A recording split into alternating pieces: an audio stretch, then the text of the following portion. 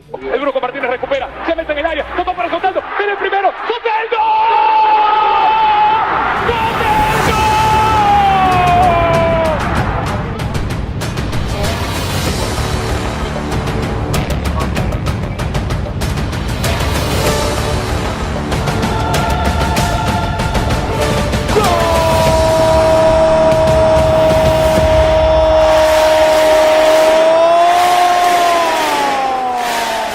¿Qué tal, amigos de MVP Sport? Sean más que bienvenidos a nuestro canal, a nuestro espacio, a nuestro programa en esta edición de fútbol europeo de UEFA Champions League. Ya damos por cerrada la fase del cuarto de final, conociendo los 4 semifinalistas, los 4 mejores de Europa: Barcelona, Arsenal, PSG e Inter de Milán. Pero la noticia de la jornada ha sido obviamente la eliminación del Real Madrid a manos del Arsenal. Un resultado que yo creo que muy pocos podían vaticinar. Pero más allá del resultado, muchachos, quería hablar de la imagen que da este Madrid, que es totalmente atípica a lo que venimos viendo del conjunto blanco en las últimas temporadas. Vienen de ganar 6 Champions en los últimos 11 años, y cuando han caído, sacando, yo diría que esa eliminación con el Ajax, siempre hemos visto que cuando le toca cerrar en casa,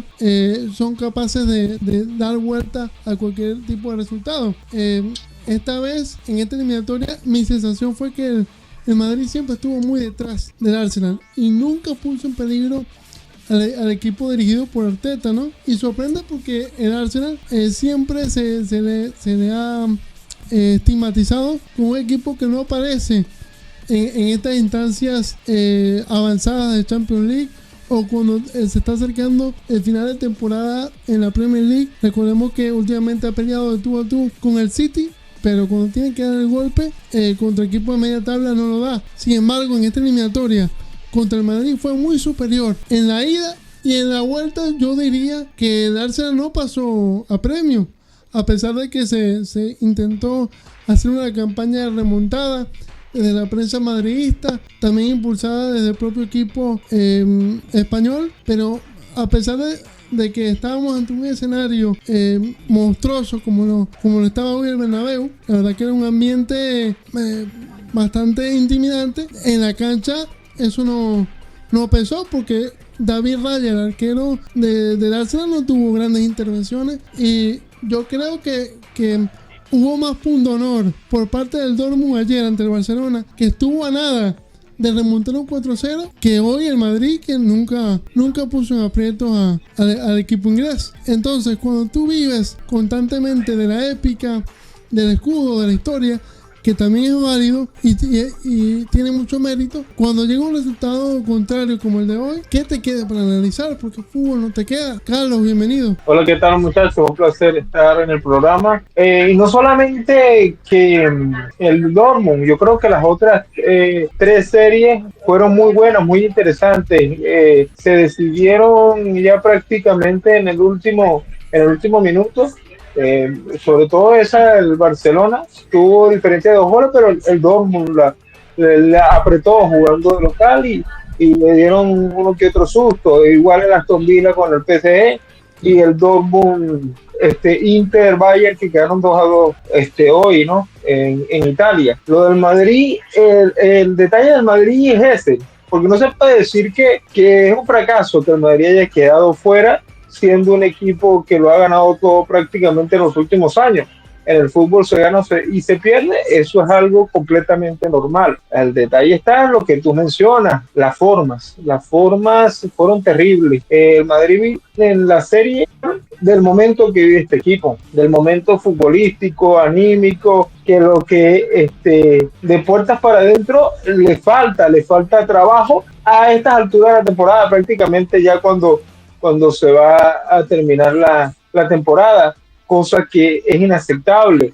Ese es el detalle, porque si el Madrid hubiese quedado eliminado de otra manera, no pasaba nada. Se pudiera decir que sí, que esté eliminado en cuartos de final, pero es algo que puede sucederle a cualquiera perfectamente. Pero quedar eliminado de la manera que quedaste eliminado, no metiendo las manos en Londres ni de local, es un poco lamentable. y sobre todo que las únicas de peligro que tuvo el Madrid en toda la serie fueron por errores puntuales del Arsenal. Nada de juego elaborado, nada de ni siquiera de un tiro de esquina, nada, hubo peligro. Entonces eso es lo que hace que tener este mal sabor a los fanáticos del Madrid. Y lo peor no es eso, lo peor es que la temporada no se acaba y aún quedan 2 encuentros con el Barcelona y uno es la final de Copa que se juega el próximo sábado. Entonces vamos a ver cómo se repone y si se llega a reponer este equipo. Jesús, veíamos hace unos instantes el penal errado, ¿no? Por Saka al principio del partido. Yo en lo personal pensaba que ese era el punto de inflexión que necesitaba el conjunto blanco para terminarse de meter en el partido. Y fue tremendo como el Bernabéu fue un punto de ebullición con esa parada de Courtois. Sin embargo, como dice Carlos, el Madrid cayó sin meter las manos, se murió de nada, como quien dice. ¿Cuál es tu balance de esta eliminatoria del Real Madrid y el Arsenal, Jesús? La fórmula de Carlos Ancelotti no funcionó en esta temporada. Su proceso de adaptación de poder encontrar un equipo bastante ofensivo, con jugadores muy ofensivos de los top que tiene el fútbol europeo, Ancelotti no pudo lograr formar esa fórmula que se le venía dando durante los últimos años. Con la llegada de Mbappé, con un flojo inicio para Mbappé con el Madrid, y que luego se vio reflejado en los últimos partidos de Champions con la salida forzosa del partido, creo que el Madrid no pudo concretar una Champions al 100% desde el inicio, aparte del grupo del nuevo formato que tiene la Champions. Al Madrid creo que fue el equipo más complicado que la tuvo para acceder a las siguientes fases. Ese equipo se fue desgastando, ese equipo no encontró en la Champions ganar cómodamente. Y se enfrentó al Arsenal de Arteta, que en los últimos 2 años viene mejorando, pero como tú lo decías antes, en partidos claves siempre el Arsenal era el Arsenal y dejaba escapar ese tipo de chances en los momentos clave. Hoy lo supieron aprovechar, muy superior el Arsenal por encima del mismo Madrid, pero con la convicción de que el Madrid pensaba lograr una remontada histórica como lo venía haciendo en los últimos años, que no se le dio por esa misma cosa. La fórmula no le funcionó a Carlitos esta vez. Y bueno, la fórmula no le funcionó esta vez. Y la pregunta es, ¿habrá otra vez más para Carleto Ancelotti o este es el principio del fin de su ciclo? Yo creo que el Madrid necesita un proyecto que le otorgue un aire fresco, ¿no? Obviamente debo decir que el madridismo le debe mucho a Carleto Ancelotti, que le dio esa dosis nuevamente de grandeza. Recordemos que el Madrid tenía, si no me equivoco, 13 años sin poder levantar la Copa de Europa hasta que llegó Carlo Ancelotti, y de paso dejó un heredero igual o más ganador que él, como lo es Zinedine Zidane, y que desde entonces el Madrid, salvo un tiempito ahí con Lopetegui, no ha conocido otra fórmula en el banquillo que no sea Ancelotti y Zidane, que prácticamente es la misma cosa, ¿no? Y obviamente está ese temor, creo yo, en el madridismo, tanto en afición como en directiva, de que si se salen de esa fórmula pueden venir años de sequía nuevamente, pero tampoco se tiene que vivir estando siempre a la cornisa como ha estado el Madrid futbolísticamente los últimos años. Repito, futbolísticamente no el resultado, y creo que el Madrid necesita otra cosa, porque también son otros jugadores, los tiempos cambian. ¿Ya llegó ese momento, Carlos? ¿O crees que van a seguir confiando en Carleto? Sobre todo hace 2 años cuando ganaron la Champions, que la ganaron milagrosamente. El año pasado se le vio uno que otro momento de fútbol a lo largo de la temporada en Madrid, y lograron conseguir la Champions y la Liga, ¿no? El doblete, y muchos dicen que es por la baja de Kroos, y yo lo puedo comprar hasta cierto punto. El Kroos se haya ido y no lo hayan reemplazado, las lesiones de los laterales que tampoco hay profundidad en el banquillo en cuanto a eso, pero siguen teniendo una plantilla top a nivel mundial, top a nivel liga, y para mí no es excusa que Ancelotti a estas alturas de la temporada no haya podido conseguir la tecla que necesitaba el equipo con la salida de Kroos para poder sobrellevar el barco, porque si esto es con el Madrid, que quedará de otros equipos que no pueden fichar y tienen plantillas más limitadas que el Real Madrid. Entonces no es excusa para mí, y tú dices que es el principio del fin. Para mí es el fin. El principio, yo creo que fueron los dos partidos con el Barcelona, y sobre todo, como te digo, lo peor, no quiero decir que está por venir, porque yo como fanático del Madrid tengo esa ilusión, ¿no? O esa esperanza, sobre todo, ilusión no, porque viendo el fútbol que plasma este equipo y el que plasma el Barcelona, que le puede ganar la final el sábado que viene, se ve complicado, pero al menos tienen que sacar el fundonor y tratar de llevarse ese partido, porque si no, ya ahí no hay retorno con Carlo Ancelotti, porque muchos me dirán que todavía tienen la posibilidad de ganar doblete, y sí es verdad, en eso estamos de acuerdo, pero yo creo que Ancelotti, y por sus declaraciones a lo largo de estos años, se ha ido desgastando, y para mí él ha tensado la cuerda, porque es el Madrid, y qué técnico no quisiera estar en el Madrid. Ahí pasaban el dato, no sé de cuándo, sí, por supuesto, claro, no sé de cuándo un técnico no duraba 4 años en el Madrid. Ancelotti ya tiene 4 años en el Madrid consecutivos, pero yo creo que es eso, Manuel. Él está tensando la cuerda porque él sabe que desde que se fue del Madrid en su primera etapa, no le fue bien como técnico. Eso hay que decirlo también. Sí, Ancelotti le ha dado mucho al Madrid, pero yo creo que todo tiene su final, y hasta que no haya sangre, no cierran los ciclos. Entonces él tiene que dar un paso al costado, desde mi punto de vista. Sí, no, yo digo el comienzo, el principio del fin, porque dudo mucho que a Carleto lo saquen del Madrid a mitad de temporada. Yo creo que independientemente de lo que pase, Ancelotti va a llegar al final de la temporada. Por lo menos yo no tengo ninguna duda de eso. Por eso decía, yo creo que esto es lo que va a impulsar a que al final de la temporada tomen la decisión de sacarlo del cargo.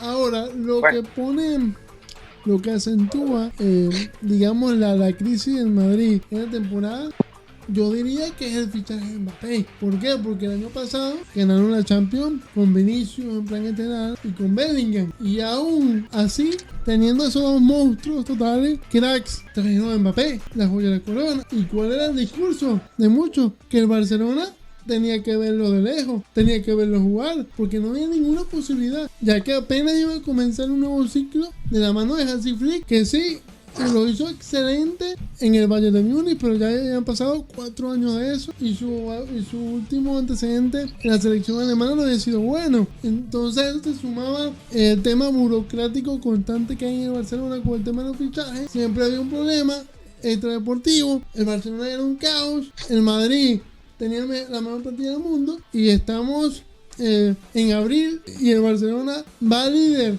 en Liga, finalista en Copa y una fase más adelante que el Madrid. Entonces, obviamente que ese fichaje de Mbappé, si en tu primera temporada no funciona, enciende la alarma. Y otro punto no menos relevante, hoy el PSG está en semifinales y el Madrid no lo está. Entonces Mbappé fue al Madrid a levantar la Champions.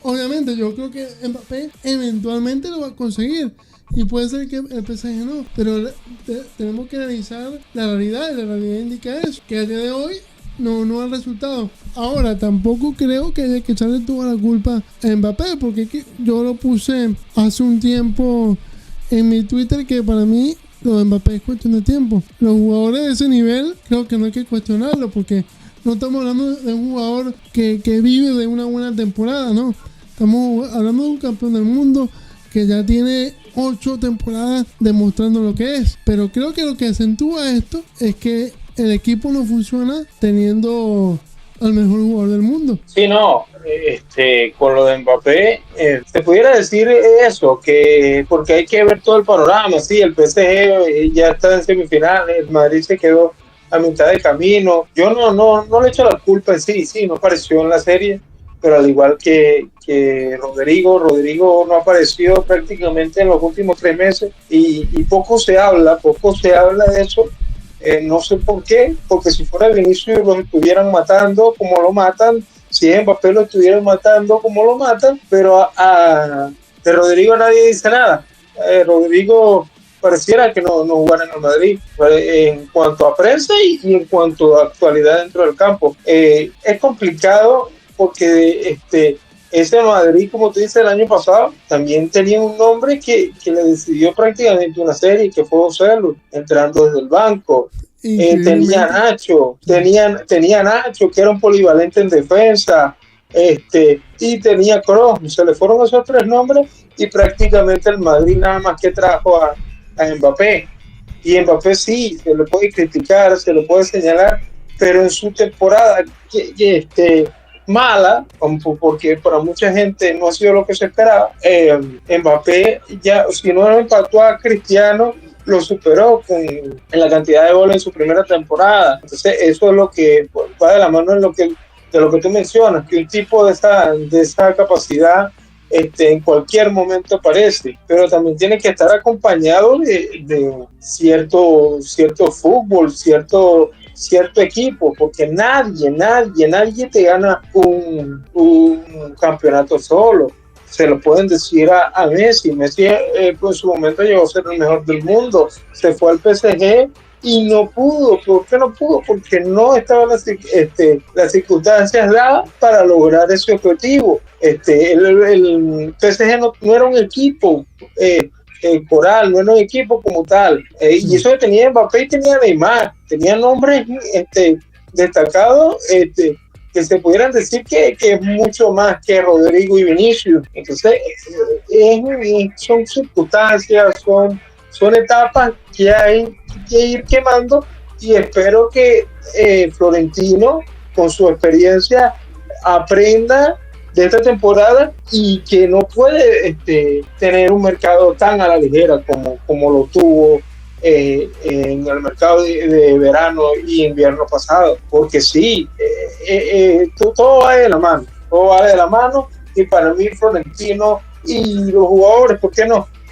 Tenían la panza llena y se relajaron a la hora de ser agresivos en el mercado, sobre todo la directiva, y esperando prácticamente jugadores en que te lleguen como agentes libres y no siendo agresivos.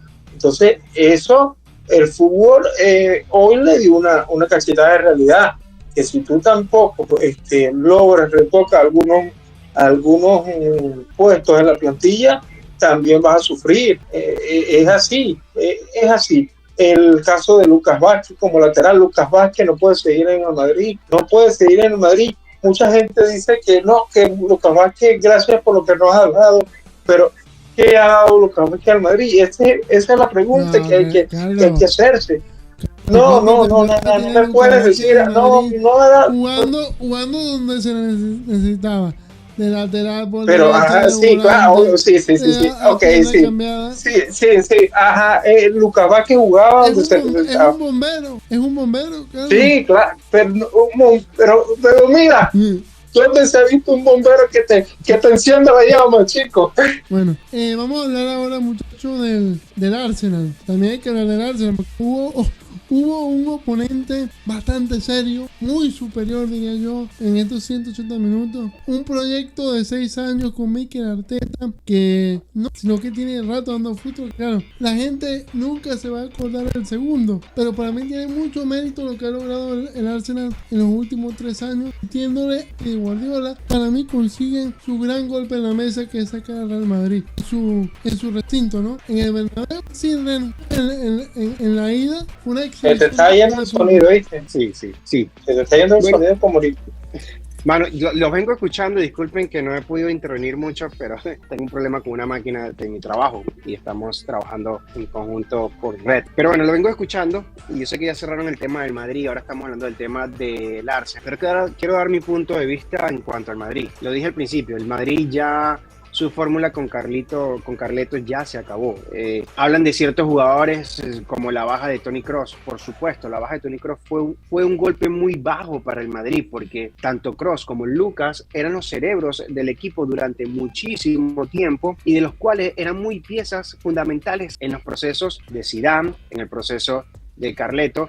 Entonces, es bastante difícil volver a hacer un nuevo grupo bajo el nombre de Mbappé, que quizás su llegada haya sido la misma piedra que tenía el PSG durante en su equipo, cuando estuvo Neymar, cuando estuvo Messi, esos grandes nombres, y Mbappé no pudo lograr llegar a ganarse una Champions. Y quizás jugar a la misma forma de Mbappé sin una adaptación al 100% se le hizo más difícil a este Madrid de seguir en adelante. Lucas Vázquez, para mí Lucas Vázquez sí puede ser una de las principales bajas que puede tener también el Madrid. Se hablaba de Asensio también en la temporada pasada. Asensio ya se fue. El Madrid necesita renovar mucho su línea defensiva. Creo que el único que podemos salvar dentro de su línea defensiva y su zona de volantes defensivos, creo que el único que podemos rescatar es a Rüdiger en ese equipo, por lo cual se le ha hecho bastante difícil al Madrid durante toda la temporada mantener un 11 titular de manera lineal, que puedan todos ir en la misma línea. Y en cuanto al Arsenal, el Arsenal en un proceso de Arteta donde ha podido mejorar al fútbol del Arsenal, que por muchísimos años se vio hundido en la Premier League, él lo ha logrado levantar y tal es el caso de llegar al punto de ir a una fase de semifinales en una Champions. Es un equipo que viene en ascenso, que a pesar de la baja de Saka prácticamente casi toda la temporada por lesión y regresar en el momento preciso para encarar al Madrid, para mí fue una estrategia de Arteta y una carta bajo la manga que le funcionó, porque todos daban a que Saka no podía adelantar o ser un mejor jugador dentro del equipo por no tener la regularidad durante toda la temporada, y lo logró, y así fue hoy hizo daño, y lo hizo ante el monstruo del Bernabéu, como dicen todos los madridistas, y a él no le importó, dio el batacazo y pudo hacer que el Arsenal fuera superior al Madrid. Así es, y no solamente como menciona Jesús el tema de Saka, sino que además que se lesionó Gabriel Magalhaes, que junto con Saliba yo creo que es de las mejores parejas de centrales del mundo. También está de baja Calafiori, y está ahí jugando Luis Skelly, que es un lateral de apenas 18, una eliminatoria fantástica, tanto la ida como la vuelta. También hay que mencionar que el Arsenal no tiene a Havertz, no tiene a Gabriel Jesús, está jugando sin un 9 natural, y en esa posición está nada más y nada menos que Mikel Merino, un volante de marca, está haciendo las veces de falso 9, Carlos, y aún así tuvo la gallardía, la jerarquía que hace tanto se le pedía al Arsenal para sacar al Real Madrid del cuarto de final. Sí, aquí tú puedes ver un punto a favor del Arsenal y en contra del Madrid, porque tú vienes y te pones a analizar las bajas que tiene el Arsenal, fueron por lesión, y aún así y unas bajas considerables, los 2-9, el marcador central izquierdo, un fichaje lateral izquierdo y central, también te puede jugar Calafiori, también de baja, y aún así el Arsenal no ha perdido la forma de juego o lo que Arteta le quiere implementar al equipo. En cambio el Madrid se agarra de la falta de Kroos, que sí, Kroos es importante y no me voy a cansar de decirlo, la clase de jugador que, pero hace 2-3 años le estaban pidiendo la cabeza a Kroos por el bajo nivel que tenía. Ya un jugador que tiene 35 años, 34 años, Toni Kroos. Entonces ahí tú ves cuando un equipo está trabajado y cuando el otro equipo no. Kiwior, que prácticamente toda la temporada había sido nulo, se vio sólido el partido de hoy. ¿Por qué? Porque está acompañado de un núcleo, está acompañado de una de una base, de un equipo, y así se juega más cómodo. Y lo del Arsenal hay que aplaudirlo porque todo el mundo lo da por muerto, inclusive usted lo da por muerto. Hasta pasó un audio con un monólogo diciendo que el Madrid iba a pasar sin sobresaltos en los 90 minutos. No, y el Arsenal le cayó la boca. Y dije que en y los 90 como minutos usted, sí lo dije. bueno, pero usted dijo que para usted el Arsenal no marcaba. Entonces, es así. Entonces, hay que destacarlo porque yo fui uno que cuando perdió este penal, que lo cobró displicentemente, hay que decirlo. Bukayo no era el momento para cobrar ese penal de esa manera. Yo creía que el Bernabéu y el Madrid se le iba a ir encima, que iba a ser la chispa que encendiera la llama, pero no fue así porque el fútbol no lo acompañó al Madrid ni la suerte que había tenido anteriormente. Sí, bueno, hay que decir que en Premier League Bukayo Saka había marcado 13 de los 14 penales que había cobrado, así que sí. De hecho, y había fallado el de la Euro. Yo creo que nada más que había fallado 2 y con este es el tercero. Es muy efectivo cobrando penal. Por eso me sorprendió que lo hiciera de esa manera, tan displicente. Pero bueno, vamos a ya hablar de lo que queda, ¿no? En el cuadro, obviamente PSG Arsenal, choque de equipo que nunca ha ganado una Champions, choque de equipo que siempre se le estigmatiza con ese calificativo popular de fútbol de pecho frío, pero que hoy en día están jugando un fútbol tremendo, de muy alto nivel. El PSG ha tenido un año 2025, estos 4 meses, yo diría que del mejor fútbol que yo le he visto jugar al PSG jamás. Me podrán decir que sí, que el equipo de Tuchel logró llegar a una final, pero el rendimiento que yo le he podido ver al PSG estos meses no se lo había visto antes. Luis Enrique mostrando un ataque bastante versátil, muy movedizo, tanto Kvaratskhelia como Dembélé como Barcola se van intercambiando, se van permutando sus posiciones. Doué también, que ha sido una sorpresa, ¿no? Un prospecto que está dando mucho de qué hablar. Se van intercambiando las posiciones en ataque, haciendo bastante difícil, ¿no? Para la defensa contraria poder predecir cómo va a contraatacar el PSG. Un medio de campo bastante joven. Y ya lo que ya dijimos del Arsenal, un conjunto con 6 años detrás de proyecto. Al día de hoy yo le daría una mínima ventaja al Arsenal porque yo creo que ha hecho una mejor temporada en temas de estabilidad. Si no me equivoco, el Arsenal terminó tercero o cuarto de la fase de grupo de Champions. Tercero. El PSG se tuvo que meter ahí por la ventana a los playoffs, y ya el Arsenal le ganó en el Emirates al PSG 2-0. Sé que es otro contexto, pero es un antecedente cercano. Otro contexto y otro PSG, porque no era ese PSG, de que estamos viendo actualmente. Sí, por eso Luis Enrique le ha dado el cambio al PSG desde hace muchísimo rato, y en Champions se ha visto el camino del PSG por rato largo, y yo veo al PSG metido en la final. Yo lo veo como candidato principal. Y esto porque ustedes han podido observar el nivel que ha tenido Dembélé desde la llegada al PSG. No es el mismo Dembélé que estuvo en el Barcelona. Y oye, hay que tener mucho cuidado con el PSG, muchísimo cuidado, porque para mí el PSG es candidato al título. Sin duda, yo creo que también es serio candidato, aunque yo me decanto levemente por el Arsenal en esa eliminatoria. Pero tú, Carlos, ¿con quién te quedas? No, yo me decanto levemente por el Arsenal porque también soy del Arsenal, pero no, el PSG es un equipo de temer, un equipo que en los últimos 3 meses está jugando un fútbol sobresaliente. Kvaratskhelia, Barcola, Dembélé, Doué, son una combinación letal, pero aún así el Aston Villa se las vio y se las puso difícil. Si no era por Donnarumma, que sacó varias pelotas de gol, pudo haber sido la otra cosa, la historia.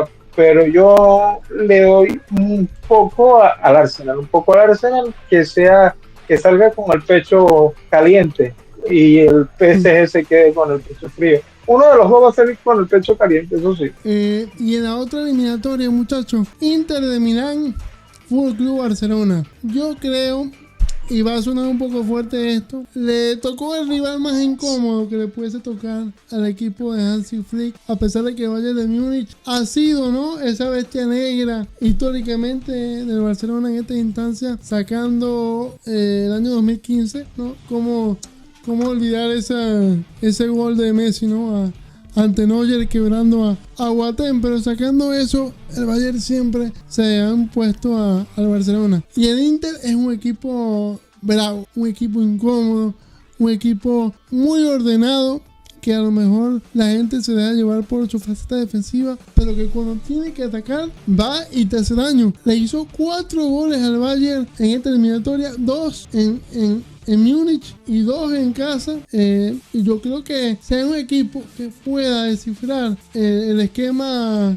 de este Barça, digamos, alemán, es justamente el Inter de Milán, ¿no? Y yo sé que para muchos van a poner a Barcelona como gran favorito, y que si el Barcelona cae en esta fase todos van a decir que es un fracaso. Pero yo veo que esta eliminatoria es muy muy pareja. Jesús, ¿cómo lo ves tú? No te escucho, Jesús. No sé si Carlos lo escucha.